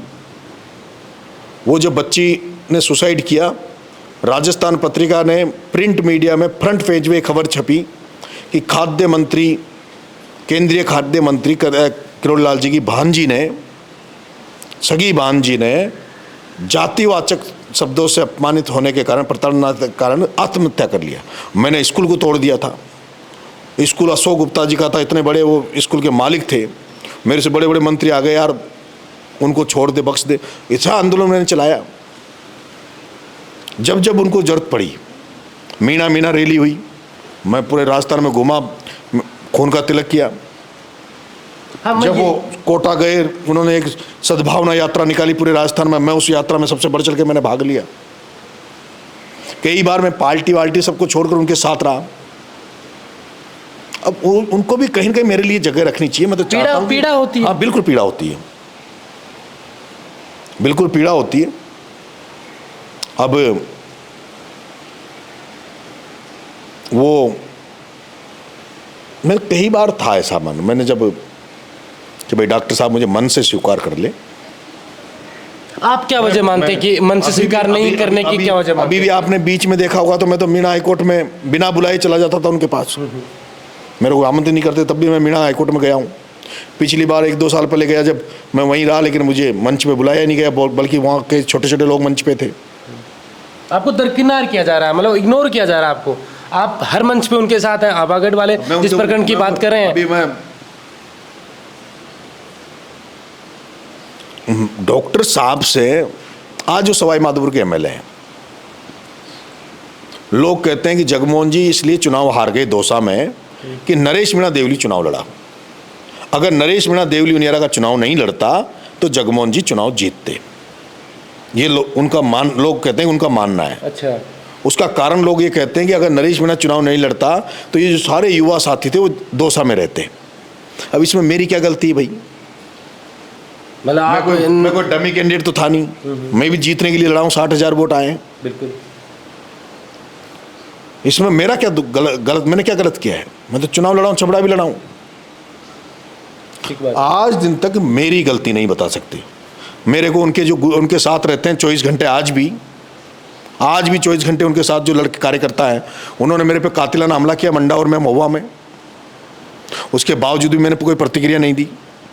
मेरे पे 2017 में सत्याग्रह आंदोलन के दौरान मेरे ऊपर लाठीचार्ज हुआ, मेरे को 7 दिन जेल में डाला रखा। सत्याग्रह को कुचला सब दुनिया जानती है। कब तक रोकोगे? और इतना होने के बावजूद भी मैं आपका सम्मान कर रहा हूं, यह भी तो मेरा बड़प्पन है। बिल्कुल। हाँ, पूरे आंदोलन में एक नाम आपके लिए नहीं लेना, आपके लिए ये नहीं कहना कि हाँ नरेश उभरता हुआ नेता है, हो गई गलती, हम देखेंगे। मैं ये अपेक्षा करता था अजय भाई, मैं अपेक्षा करता था कि शायद मेरे जेल जाने के बाद डॉक्टर साहब ये कहें कि हमारा बच्चा है, हमारा बेटा है, गलती हो गई, सरकार से बात करूंगा, मुख्यमंत्री से बात करूंगा, जनमानस का दबाव है, सरकार को रिलीज करना चाहिए, मुकदमे को वापस लेना चाहिए। और फिर सबसे बड़ी बात तो उनको ये सोचना चाहिए कि मीणा समाज में पैदा हुआ एक बच्चा प्रमोद जैन भाया से लड़ रहा है, ओम बिरला से लड़ रहा है, प्रताप सिंह सिंघवी से लड़ रहा है। उनको तो गर्व करना चाहिए, प्राउड करना चाहिए कि हमारा वंश, हमारा खून हाड़ौती की राजनीति में, किसान राजनीति को जगा रहा है, धन्ना सेठों से लड़ रहा है, उसको आशीर्वाद दें। मुरारी, हरीश, प्रसाद, इनसे हम ये आशा करता था मैं कि ये लोग मेरे को जिंदा रखेंगे, मेरे को एनर्जी देंगे हाड़ौती में जब मैं राजनीति कर रहा हूँ तो। लेकिन दूसरा ये तो उनसे जा मिलते हैं, भाया से जा मिलते हैं, वो बिरला जी से जा मिलते हैं। इतना ये मेरे को इतना डाउन करने की कोशिश कर रहे हैं। अगर वो कर देते तो जुर्ती क्या पड़ती? हाँ, ये दिन नहीं देखने पड़ते। नरेश मीणा आज से कई दिनों पहले विधायक बन चुका होता। और मैं तो देखो, मैं अंतिम समय तक, लेकिन मैं कभी भी छोटे शब्द यूज नहीं करना चाहता हूँ। वो बड़े नेता हैं, उनका जो सम्मान करेंगे, सम्मान करते हैं। लेकिन नरेश भाई, आपको भी राजनीति ने जिस तरीके से चाहा उस तरीके से इस्तेमाल किया। किरोड़ी को ज़रूरत थी तो आपको बाबा ने इस्तेमाल किया, पायलट साहब को ज़रूरत थी तो पायलट साहब ने इस्तेमाल किया, कांग्रेस को ज़रूरत थी कांग्रेस ने इस्तेमाल किया, लेकिन आपको किसी ने कुछ नहीं दिया। आप कहते हैं कि मैं पायलट साहब के लिए हर जगह आप गए, हर मंच पे आप दिखे, उनके लिए रैलियों में आप आगे आए, और जब पार्टी में थे तब भी, नहीं थे तब भी, अजय भाई, लेकिन वो भी कुछ नहीं कर पाए। अजय भाई, दो चीज़ है। मैं वसुंधरा राजे जी के भी नज़दीक रहा हूँ। बिल्कुल। वसुंधरा राजे जी और सचिन पायलट जी, ये दोनों राष्ट्रीय पार्टी में थे। इनसे मुझे टिकट की अपेक्षा थी। अच्छा। दोनों से। वसुंधरा जी मेरे को 2013 में टिकट दे रही थी, वो मैंने ठुकराया, और वो मैं मेरी राजनीति की सबसे बड़ी गलती मानता हूँ। तो 2013 का टिकट मैं नहीं ठुकरा था और राजपा में नहीं जाता, डॉक्टर साहब के साथ छात्र संघ चुनाव में नहीं उतरता, तो 2013 में एमएलए बनता, और शायद हो सकता है वसुंधरा जी मुझे एक मीणा यूथ लीडर के नाम पर कैबिनेट में मतलब कोई बढ़िया दर्जा देती, प्रधानमंत्री के, और मुझे की लोकप्रियता थी बीजेपी का, और मुझे वसुंधरा जी बहुत प्यार करती थी। इसलिए करती थी क्योंकि मैं उनके लोकसभा क्षेत्र का था। उनका बेटा भी हमारा भी सांसद है, तो इसलिए उनका भी ये था कि भाई एक युवा जो सब पूरे राजस्थान में है उसको वो देना चाह रही थी, लेकिन मैंने तो इसलिए वसुंधरा जी की तो कैसे गलती बताऊं। पायलट साहब हैं, तो पायलट साहब की स्थिति जो है कांग्रेस में आपने देखी होगी। तो फिर छोड़ क्यों नहीं देते पायलट साहब, क्यों बंधे हुए हैं, क्या मजबूरी? दोनों बार अभी निर्दलीय लड़ लिया ना, छबड़ा निर्दलीय लड़ लिया, देवली निर्दलीय लड़ लिया, पायलट साहब को छोड़ना ही हुआ। लेकिन पायलट साहब, हनुमान बेनीवाल और किरोड़ी लाल, देखो जनमानस में कहीं न कहीं इन्होंने जगह बना रखी है। इनको लोग फॉलो करते हैं, चाहते हैं। मैं चाहता हूं और मैंने मन से इस पर काम किया है कि गुर्जर मीणाओं में एक समय कहीं न कहीं फूट थी, मन मुटाव था, आपसी द्वेषता थी, उसको ख़त्म करने पर मैंने बहुत काम किया है, और वो मैंने कहीं हद तक उसको ख़त्म भी किया है, किसी हद तक मैंने उसको ख़त्म भी किया है। और हाड़ौती से लेकर पूर्वी राजस्थान तक हमारा जो गठजोड़ राजनीति में सक्सेस हो सकता है, वो गठजोड़ मेरा भाई साहब हनुमान जी के साथ उतना नहीं हो सकता जितना पायलट साहब के साथ हो सकता है।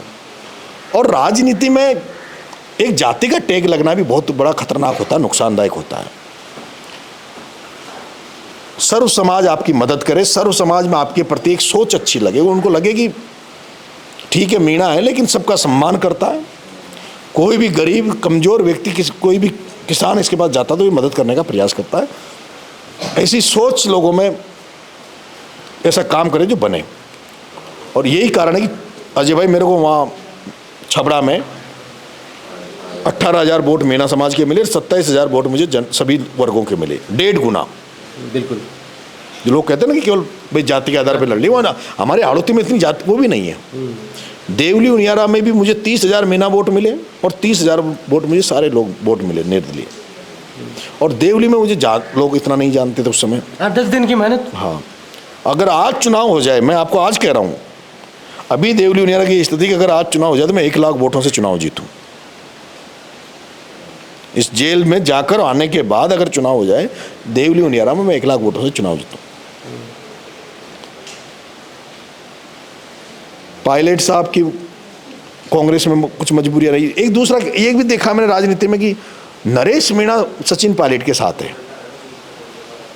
नरेश मीणा अगर एक बार एमएलए बन गया, नरेश मीणा मजबूती से पायलट साहब के साथ खड़ा रहा तो पायलट साहब की भी मजबूती बनती है, दो समाज गठजोड़ होता है। तो जो दूसरा कोई नेता है उनका एक भाई कौन नेता है, मतलब आप नाम लेके बताए ना कि कौन है कांग्रेस। अब जैसे जनरली देख तो हमारे जो मीणा समाज में जो बैठे हैं नेता सारे ही, जो अपने बच्चों का भविष्य बनाना चाहते हैं और जिनको लगता है कि नरेश की वजह से हमारे बच्चों का भविष्य खतरे में है, वो सारे लोग चले जाते हैं, कह देते हैं भाई इस्तीफा दो, ये करो वो करो, हम इस्तीफे दे देंगे अगर उसको ले लिया तो मजबूरियां हो जाती कई बार। अच्छा, ऐसी बात आपके आंदोलन। लेकिन डॉक्टर साहब से ये नहीं मांगा मैंने कभी कि भाई वो मेरे को कोई टिकट दिलवाए, कोई पार्टी में ज्वाइन करवाए। डॉक्टर साहब से मैं सामाजिक तौर पर आशीर्वाद चाहता हूँ सामाजिक तौर पर वो कहीं भी रहें, मैं कहीं भी रहूं, लेकिन उनको मेरे को एज ए बेटे की तरह मानना चाहिए। और हम बच्चे हैं उनके, तो बिल्कुल। हम बच्चे हैं डॉक्टर साहब के, तो डॉक्टर साहब को हमें बच्चों की दृष्टि से देखना चाहिए। तो भाई साहब, आप की यात्रा के बारे में हम बात की 8 महीने की, और आपकी राजनीतिक पारी की बात की। अब 8 महीने बाद आप जमानत पर बाहर आए हैं। बहुत से राजनीतिक लोग ऐसे हैं जिनकी नींदें हराम है, वो सो नहीं पा रहे हैं 2 दिन से जब आप बाहर आए हैं कि ये क्या बदलाव करेगा, क्या रणनीति होगी। क्योंकि जब आप बाहर आए तब एक बहुत बड़ा प्रदर्शन होने वाला था आपके समर्थकों का, वो माननीय न्यायालय के आदेशों के अनुसार टला। लेकिन अब एक आप कह रहे हैं कि आप जब गाँव जाएंगे तो हो सकता है फिर आपके समर्थक वहाँ भी इसी तरीके से आपके साथ जुड़ें। तो उन लोगों को जो आपके ऊपर सोच रहे थे, चक्रव्यूह में आपको फंसा रहे थे, और उस चक्रव्यूह से आप बाहर भी निकले, उन लोगों के लिए क्या कहना चाहिए? देखिए, हाड़ौती से लेके पूर्वी राजस्थान में, हाड़ौती में तो वो नेता मेरे खिलाफ है जो व्यापारीकरण की राजनीति का करना चाह रहे हैं, जो धन बल की, पैसे की राजनीति करते हैं। उनमें प्रमोद जैन भाया, बिरला जी, प्रताप सिंह सिंघवी जी, ये लोग हैं। उनके खिलाफ मैं लड़ाई लड़ रहा हूँ, इसलिए वो दुश्मन है। और पूर्वी राजस्थान में जो मीणा कम्युनिटी के जो नेता हैं वो मेरे अगेंस्ट हैं, और उसका केवल एक इतना सा मात्र कारण है कि वो अपने बच्चों का फ्यूचर बनाना चाहते हैं। जो बुजुर्ग हो गए, उनको लगता है कि हम हमारे बच्चों को सिक्योर कर जाएं पार्टियों के दम पर। अब उनको ऐसा लगने लगा कहीं न कहीं कि समाज में नए लड़के जागरूक हो रहे हैं, छात्र राजनीति से निकलने वाले पढ़े लिखे लोग राजनीति में आना चाह रहे हैं, तो अपना वैक्यूम ढूंढ रहे हैं। और इस मामले में राजकुमार रोत और बाप पार्टी ने भी पूर्वी राजस्थान के आदिवासी मीणा समाज को एक चेतना दी है, जागृति दी है। पूर्वी राजस्थान का मीणा भी अब ये सोचने लगा है कि जब राजकुमार रोत, महेंद्रजीत मालविया, रघुवीर मीणा जैसे कुंडली बनाकर जो लोग बैठे थे, उनको हटाकर जब अपना स्थान बना सकते हैं डूंगरपुर, बांसवाड़ा, प्रतापगढ़ में, तो पूर्वी राजस्थान में भी क्यों ना इन सारे दिग्गजों को हटाकर नए लोग अपना स्थान बनाएं। और उनको लगता है कि जो लोग सारे जो इस तरह की सोच रखते हैं, जो ये सोच बना के बैठे हैं कि अब इनको हटाओ और नए लोगों को मौका दो, उनको कहीं न कहीं लीड करता हुआ नरेश मीणा जब उनको दिखता है तो उनका सबसे बड़ा दुश्मन नरेश मीणा उन्हें लगता है। अगर मैं इस विधानसभा चुनाव में ये घोषणा नहीं करूं कि अगर मुरारी लाल अपनी बेटी को टिकट देगा, सांसद हरीश मीणा अपने बेटे को टिकट देगा, तो मैं दोनों जगह से चुनाव लड़ूंगा। अगर ये मैं घोषणा नहीं करता तो शायद उनके दोनों के बच्चे चुनाव लड़ते। उनको लगा कि अगर ये लड़ेगा दोनों जगह तो ये हमारे बच्चों को की हालत क्या होगी। वो बैकफुट पे चले गए और इस कारण से वहाँ 2 दूसरे आदमी आए। लेकिन दुर्भाग्य अजय भाई, ये भी तो कितना बड़ा दुर्भाग्य कि 2 वो एमएलए थे मीणा समाज के, हरीश मीणा और मुरारी मीणा। अगर वो दोनों सांसद का टिकट कोई और को ले लेने देते, जैसे 2 साल से मैंने टिकट मांगा था, हरीश मीणा माधोपुर से नमो नारायण जी को ही दिला देते, क्योंकि नमो नारायण जी की मीणा समाज में आज भी बहुत क्रेडिट है। मीणा समाज में आज भी नमो नारायण जी को सम्मान की दृष्टि से देखा जाता है। उनको दिला दे, नमो नारायण जी को मिल जाता तो वो सांसद बन जाते, कोई भी नया विकल्प पैदा हो जाता, और ये 2 एमएलए रहते।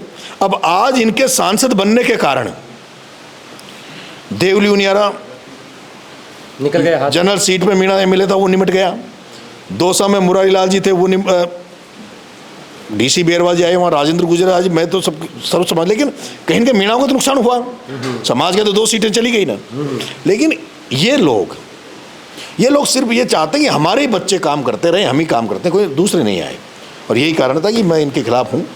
और ये लोग मुझे जो नुकसान करना चाह रहे हैं, मेरे को जेल भेजने में हरीश जी मीणा ने कोई कसर नहीं छोड़ी। हरीश जी मीणा पुलिस में रहे, डीजीपी रहे, तो पुलिस में उनकी पकड़ आज भी बनी हुई है, उसका उन्होंने पूरा उपयोग उठाया। वहाँ जो लाठियाँ चली, जिस तरह की धाराएं लगाई, उसमें सारा उन्होंने योगदान दिया। इनकी सबकी अगर कॉल डिटेल निकाली जाए, लोकेशन निकाली जाए, तो इनकी दिल्ली में ओम बिरला जी के घर की लोकेशन इस 8 महीने के एपिसोड में आपको घेरने के लिए चाहे कांग्रेस, बीजेपी, गठजोड़ सब एक हैं। ओम बिरला जी इनके वो सांसदों के जो प्लॉट मिलते हैं, बंगले मिलते हैं, वही अलॉट करते हैं।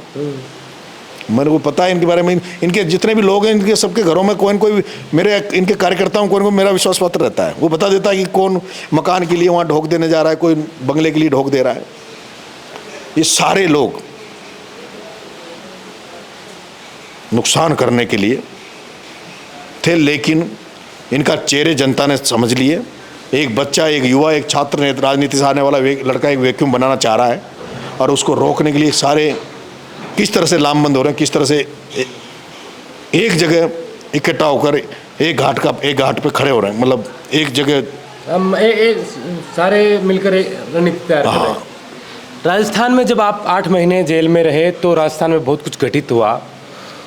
SI भर्ती को लेकर बड़ा आंदोलन राजस्थान के जयपुर में चल रहा है। अभी भी एक बड़ी रैली हनुमान बेनीवाल ने यहाँ जयपुर में की। आपके छात्र संघ के सहयोगी, मतलब आप उनके विपक्ष में थे उस दौरान, निर्मल चौधरी, जो जेल में जा भी आए और रिहा भी हो गए। उस दौरान भी आप ट्रेंड में रहे कि निर्मल को रिहा किया तो अब नरेश मीणा तो 8 महीने से हैं, उनको रिहा को करो। और भी कई बड़े बड़े आंदोलन हुए। बजरी माफियाओं को लेकर आप हनुमान बेनीवाल नागौर में कर रहे हैं। चाहे बनास से लेकर आप नागौर तक जाएंगे, वहाँ तक बजरी माफियाओं का दबदबा है। तो आप इस अपने बेल्ट में कैसे देखते हैं ये जो माफिया पना आ रहा है बजरी को लेकर? आप कह रहे हैं वाइट कॉलर लोग आ गए हैं राजनीति में जो ये आतंक फैला रखे हैं, चाहे शिक्षा माफिया। कोई क्रिमिनल क्राइम करता है तो गुंडे बदमाश है, लेकिन राजनीति में जब आप लोग आते हो और आप ये कहते हो जनता से कि हम आपके जन सेवक बनकर आपकी सेवा करेंगे, आप हमें वोट देना, हम आपको गरीब को गणेश मानकर उसकी पूजा करेंगे, आप हमें वोट देना। और लोग वोट इसीलिए देते हैं। उनके गांव में सड़कें बनेगी, उनकी पानी की व्यवस्था की जाएगी, उनकी चिकित्सा की व्यवस्था की जाएगी, उनकी जो छोटी मोटी समस्याएं बिजली की, उनकी थाने तहसील, वो सब नेता उनको दूर करेंगे। क्योंकि सरकारी तंत्र से जहाँ कोई आदमी ब्यूरोक्रेसी से जब त्रस्त हो जाता, परेशान हो जाता, तो वो नेताओं पे आशा करता है कि नेता हमारी मदद करेंगे।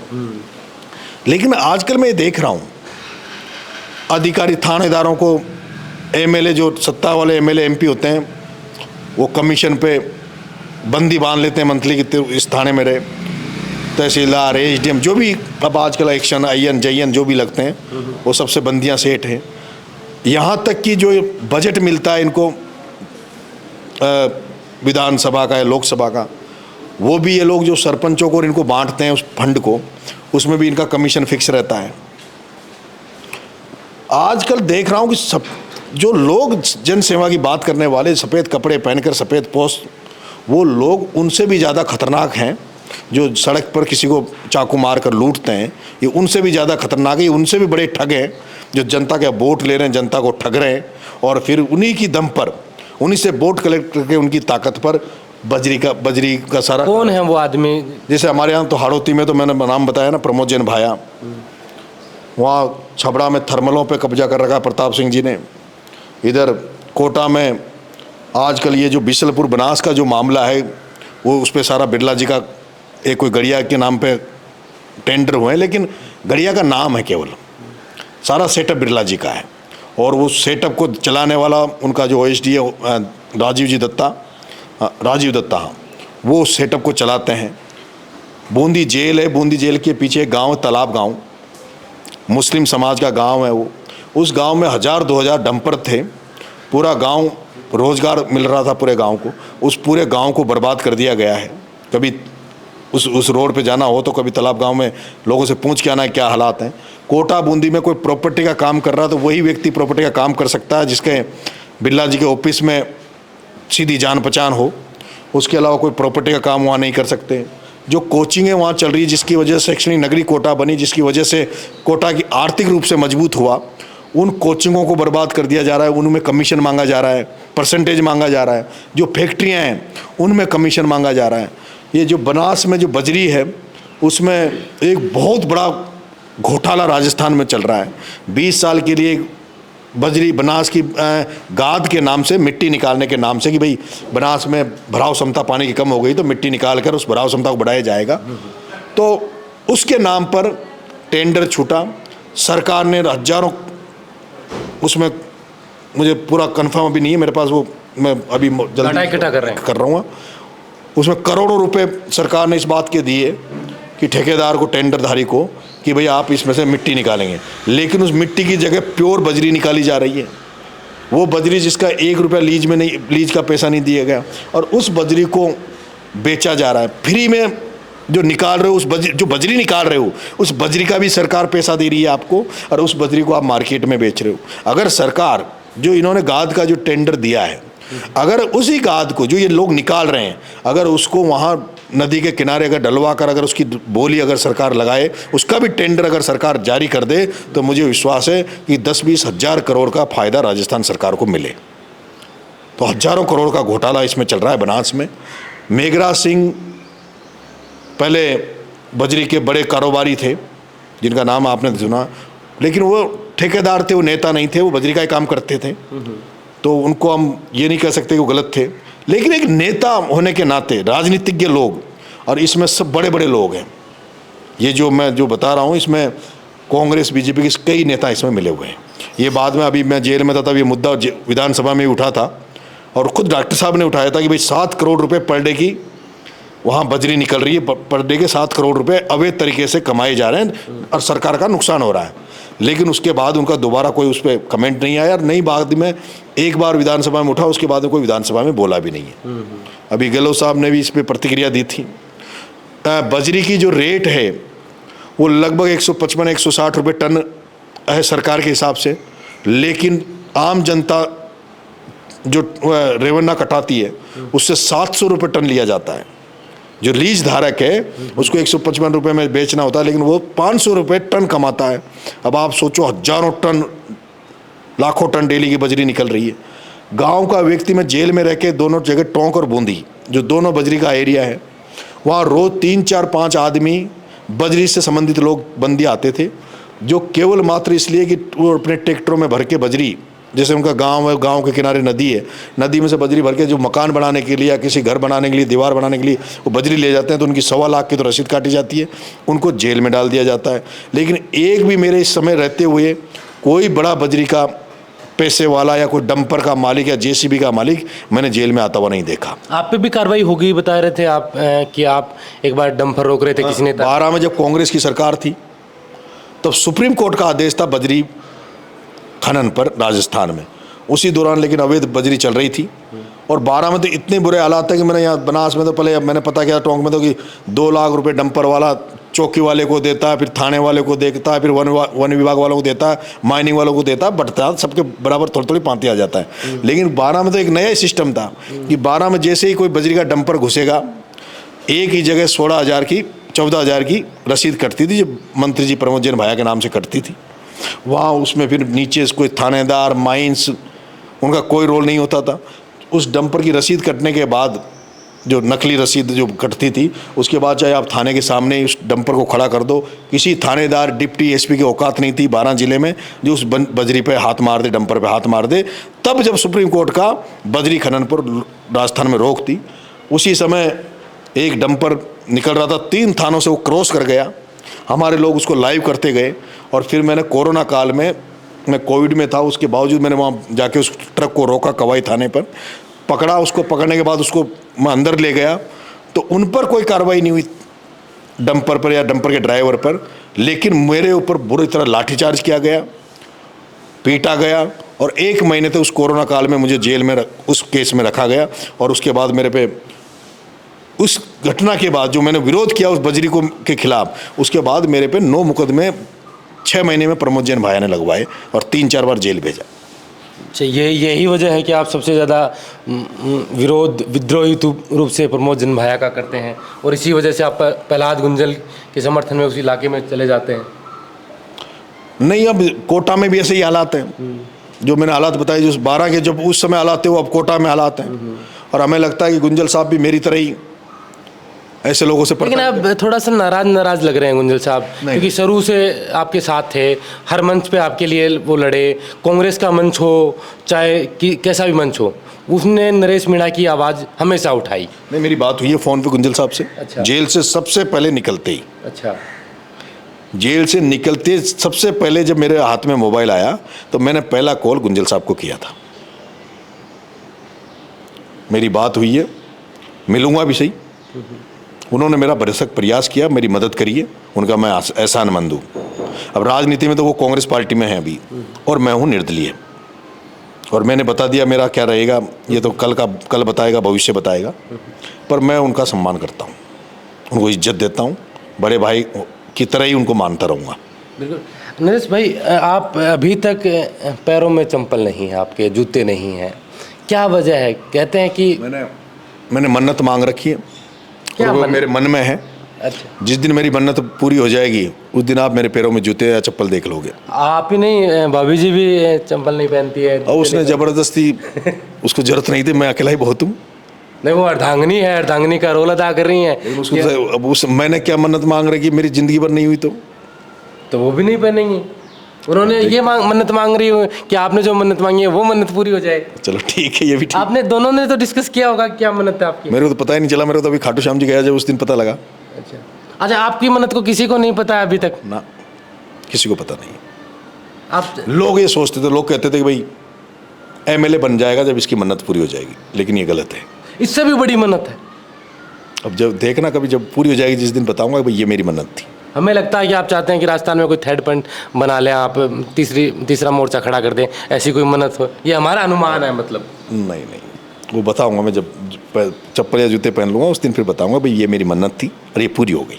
अब हम कुछ नेताओं के, आप एक रैपिड फायर का आखिरी सीजन लेते हैं और उसमें आप तुरंत आपको जवाब देना, बिना सोचे समझे देना, जो मन में आए वो आपको बोलना है। सबसे पहले सचिन पायलट के बारे में बताइए। स्मार्ट हैं, यूथ हैं, सर्व समाज उनको पसंद करता है, धैर्यवान है, सहनशील है, अपनी जीभ पर इतना कंट्रोल है, कभी भी उनके मुंह से हमने कभी भी कोई ऐसा शब्द नहीं सुना जो वो वापस ले, जिससे हमसे कई बार गलती हो जाती है। और आने वाले देश के बड़े नेता हैं, हनुमान बेनीवाल। लड़ाके हैं, संघर्ष, सड़कों पे संघर्ष करने वाले व्यक्ति हैं, छात्र राजनीति में हमारे सीनियर रहे हैं, लोगों को जागरूक प्रेरणा देते हैं। जो लोग युवा साथी छात्र राजनीति से आने वाले लोग हैं उनसे प्रेरणा लेते हैं संघर्ष करने के लिए, आंदोलन करने के लिए। और मैं मानता हूं कि ये वो लोग हैं जो मरते दम तक इनको जनता चाहती रहेगी, ये लोकप्रिय बने रहेंगे। प्रमोद जैन भैया, अब तक तो राजस्थान का सबसे भ्रष्टतम मंत्री प्रमोद जैन भाया था, लेकिन अब कंपटीशन में एक कोटा वाले सेठ जी भी चल रहे हैं, तो अब तो तुलना करने में भी ये हो रहा है कि कौन सा ज़्यादा भ्रष्ट है। चलो दोनों का नाम ले लेता हूँ, ओम बिरला जी। वर्तमान सरकार में शायद कोटा में जो बजरी का मामला है, तो उसमें तो अगर भ्रष्टाचार की पोल खुलेगी तो सबसे बड़ा भ्रष्टाचार वही निकलेगा। वसुंधरा राजे। राजनीति में उससे ज़्यादा मर्द दिलेर, जिसको चाहती है उसको लिए पूरा चाहती है, जिसको रगड़ती है उसको पूरी तरह रगड़ती है, इमोशनल लेडी है। लेकिन अभी तो राजनीति में उन्हें दरकिनार किया जा रहा है। अब राजनीति में उतार चढ़ाव चलते रहते हैं। भजन लाल। मैं कभी मिला नहीं, लेकिन मैं जैसे टीवी पे या दूर से देखता हूँ तो ऐसा लगता है सज्जन आदमी है, एक साधारण परिवार, किसान परिवार से आते हैं, संवेदनाएं उनके अंदर है, मानवीय गुण उनके अंदर बचे हुए हैं। डोटासरा।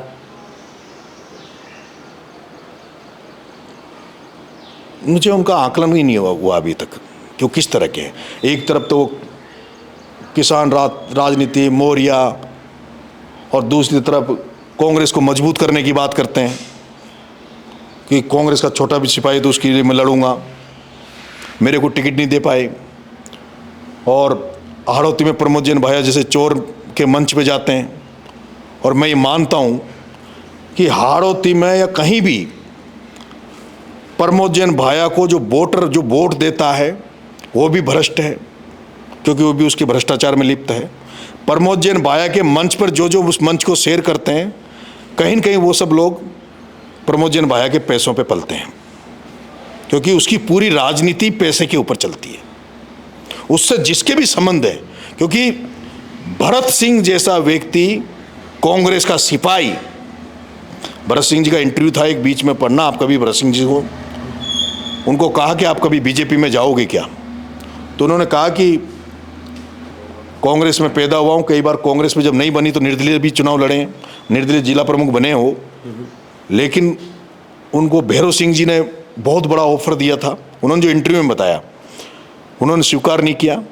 उन्होंने कहा कि मरते दम तक बीजेपी में नहीं जाऊंगा। ऐसे सिद्धांतवादी व्यक्ति और डेड ऑनेस्ट व्यक्ति, वो व्यक्ति भाया पे आरोप लगाते हैं और उन भरत सिंह जी को नज़रअंदाज कांग्रेस में कर दिया जाता है। भरत सिंह जी को कोई महत्व नहीं दिया जाता है और उस भ्रष्ट व्यक्ति को, जिसको पूरी हाड़ोती जानती है इससे बड़ा कोई चोर नहीं है, उसको कांग्रेस में सम्मान दिया जाता है। तो ऐसा लगता है कि उसमें ये सब लोग। रविंद्र सिंह भाटी हमारा छात्र साथी है, छात्र संघ से निकला हुआ है,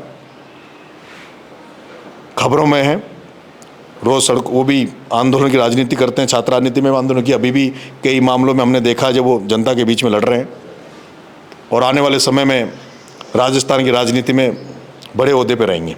अब हम आखिर पड़ाव में हैं इंटरव्यू के।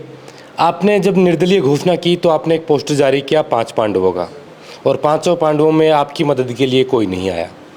क्या व्यवस्था मानते हैं, क्यों नहीं आए? वो नहीं चाहते कि आप उभरें क्या? ना चंद्रशेखर आज़ाद आए, ना हनुमान बेनीवाल आए, ना रविंद्र सिंह भाटी आए, ना राजकुमार रोत आए, जिनके सबके लिए आपके मन में सम्मान है। मैंने सबसे बात हो गई थी मेरी, भाई साहब हनुमान जी से बात हो गई थी, रविंद्र भाई से बात हो गई थी, सबने मेरे को डन कर दिया था, हाँ कर दी थी। लेकिन जब मैं खड़ा हुआ उसके बाद कोई भी नहीं आया। इस चीज़ से क्या सीखी आप कि 8 महीने का जेल यात्रा, चुनाव के दौरान आपको भरोसा दिलाया, नहीं पहुँचे, क्या सीखा नया? अब क्या बदलाव आएगा? देखो, मैंने जब इनसे बात करी थी तब भी मैं इनके भरोसे चुनाव नहीं लड़ा था। अच्छा, चुनाव तो मैं मेरे खुद के भरोसे लड़ा था, पर इनकी मैं मदद लेना चाहता था। और ये लोग अगर आ जाते तो ये तय था कि मैं एमएलए होता आज। अगर हनुमान जी भाई साहब आते तो चंद्रशेखर भी आता, रोत भी भाई भी आता, रविंद्र जी आ जाते। अगर आ जाते, रविंद्र भाई आ जाता तो मुझे बहुत बड़ा फायदा मिलता। यूथ छात्रों में तो मेरा था ही, लेकिन उससे और उनमें ऊर्जा आती, एनर्जी आती और उत्साह के साथ वो मेरे साथ लगते। अब क्यों नहीं आए, अब ये तो उस बात का तो वही जवाब दे सकते हैं। लेकिन हनुमान भाई साहब से थोड़ा मुझे वो दुख हुआ कि उनको आना चाहिए था मेरे लिए। उनका तो क्यों से चुनाव खुद फंसा। हाँ, वो भी एक बात थी, क्योंकि मैं बीच चुनाव छोड़ के भी मैं वहाँ नागौर गया था एक बार भाई, लेकिन वो मिल नहीं पाया था। वो रात भर पता नहीं कहीं प्रचार में थे, फिर मैं आ गया था। लेकिन अभी अगर भगवान करे अंता में क्या परिस्थितियाँ बनती, क्या होता है, फिर देखते हैं। बिल्कुल मुलाकात होगी आपकी, और हमें पूरा भरोसा है कि आप जैसे नौजवान तो हर मैदान में हर जगह मिलते ही हैं। तो ये थे नरेश मीणा, और शायद हमने आपके हिस्से के सारे सवाल जानने की कोशिश की। 8 महीने की जेल यात्रा के दौरान कैसी परिस्थितियां रहीं, कैसा संघर्ष रहा अंदर और बाहर, वो जानने की कोशिश की। आने वाले भविष्य में राजनीतिक रूप से नरेश मीणा किस तरीके से उभर कर आएंगे, ये तो देखना होगा। संशय बना हुआ है कि कुछ लोग कहते हैं कि तीसरा मोर्चा बना सकते हैं, पार्टी बना सकते हैं, कुछ कह रहे हैं कि किसी पार्टी में जा भी सकते हैं। स्पष्ट रूप से इन्होंने अलग अलग तरीके से बताया, वो आप इंटरव्यू के माध्यम से समझकर अपनी राय कमेंट के माध्यम से आप जरूर दें। नरेश भाई, आपने इतना कीमती समय दिया, आपका बहुत बहुत स्वागत है। और इस वीडियो को लेकर जो भी राय है कमेंट कर आप जरूर बताएं। आप देख रहे थे बोल हिंदुस्तान, मैं अजय कुमार, नमस्कार।